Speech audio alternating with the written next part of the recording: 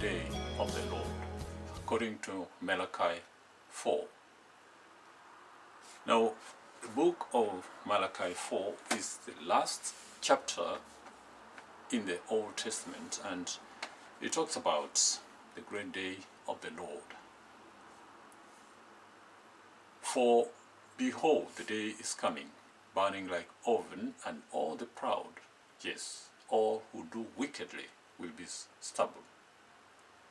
And the day which is coming shall burn them up, says the Lord of hosts, that will leave them neither root nor branch. But to you who fear my name, the Son of Righteousness shall arise with healing in his wings. And you shall go out and grow fat like stall-fed calves.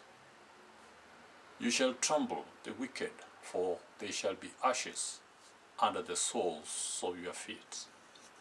On the day that I do this, says the Lord of hosts, remember the law of Moses, my servant, which I commanded him in Horeb, for all Israel with the statutes and judgments. Behold, I'll send you Elijah the prophet before the coming of the great and dreadful day of the Lord.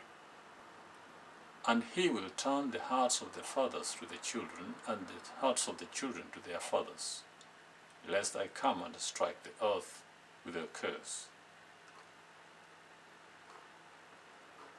Now, the book of Malachi talks about the coming of Elijah.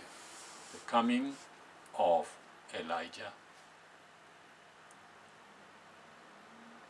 We also need to understand who Elijah the prophet was. The prophet Elijah, who he was. And what happened to Elijah. So, we'll talk about Elijah, we'll talk about Elisha as well.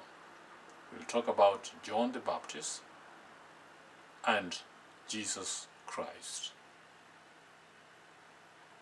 All this, they point us to what is going to happen in the last days, before Jesus' second appearing. Shalom.